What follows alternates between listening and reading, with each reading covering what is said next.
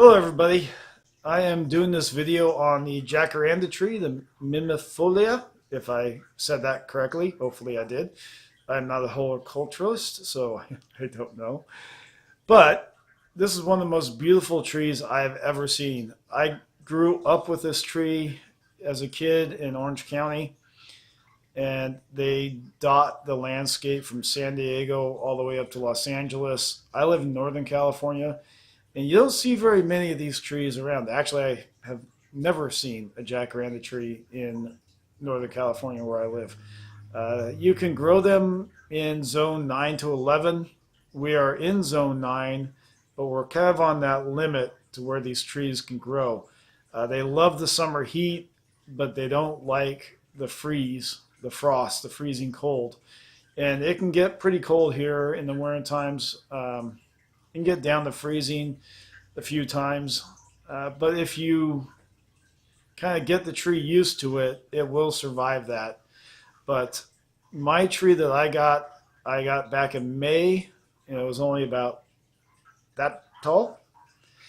And I will show you what it looks like now. It's a lot bigger now. It's now November, middle of November, and it has grown quite a bit in just a few months. But they do have a pretty extensive root system. So if you do grow one, make sure you put it in the backyard or the front yard and not right next to a sidewalk or next to your house, because the root system seems to kind of take over.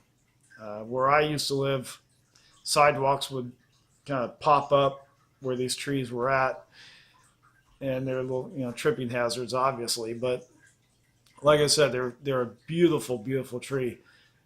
Purple, bluish flowers in the springtime. They are deciduous, so they lose their leaves in the winter, and the flowers pop up before the new leaves. It's kind of a fern-like looking leaf. You'll see it here when I turn the camera around.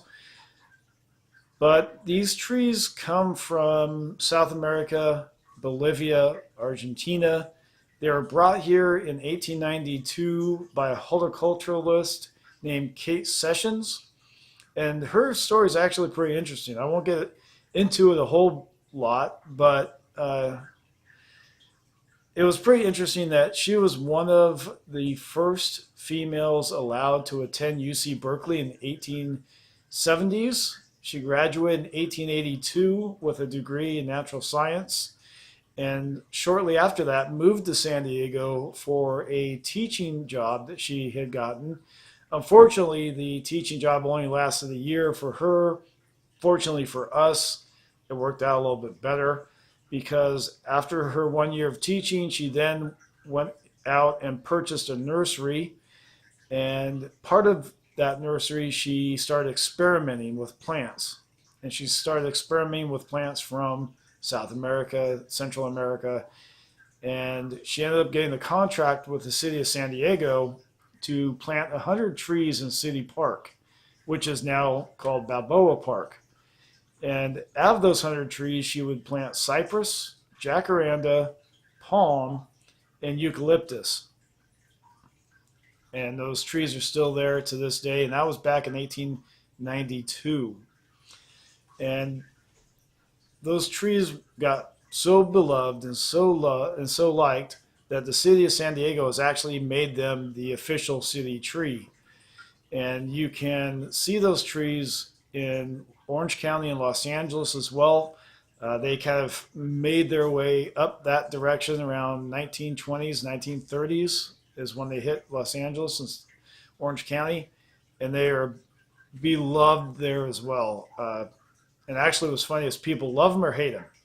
They love them because they're so beautiful and they smell so great, but they hate them because if they happen to have them in their yard, these trees, as you see by the picture, make a mess. And if you let the blooms sit on your car long enough, it will eat the paint away on your vehicle. So you want to kind of stay away from that. But for the most part, they are very beloved trees. The city of Los Angeles still plants them to this day. I was actually in Hollywood over the summer and parked in the parking structure, and just outside was a jacaranda tree that they had just planted recently.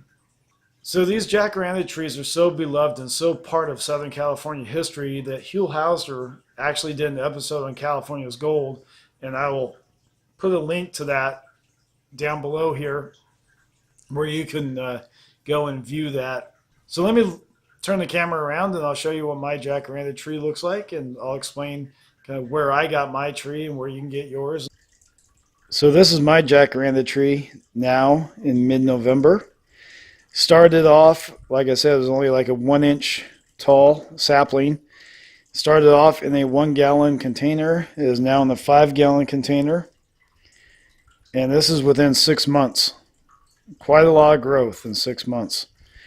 And this is what the leaves look like, the fern-like leaves. As you can see, it's a little greener up on top than it is down below. These are deciduous, so they will lose their leaves in the wintertime. But like I said, I'm going to keep this one inside in the winter just to protect it. I've been babying this thing for 6 months. It's kind of almost a part of the family. So I'm filming inside today just because the dogs are barking, kids are screaming in the back. It's kind of hard to film with all the background noise going on, so you have to excuse the surroundings here. But I got my sapling from a company called Trees Again, so I'll put a link down below for you to click on so you can get a tree of your own if you want to do this. Like I said, I started off with a 1-gallon container, is now at a 5-gallon container, and it'll probably have to be transplanted again next summer. Once spring hits, it'll start growing rapidly once again. But I did talk to the people at Trees Again.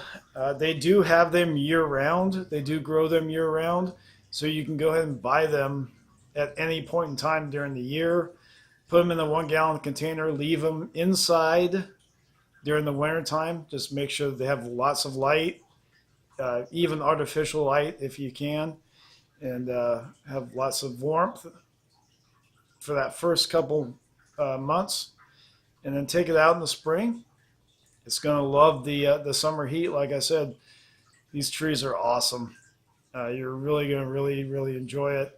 This is kind of an experiment for me. Like I said, I kind of live on the upper limit of where they can grow. So I don't know how well this is going to grow here in Shasta County, but we will see. I have hope that it will do well.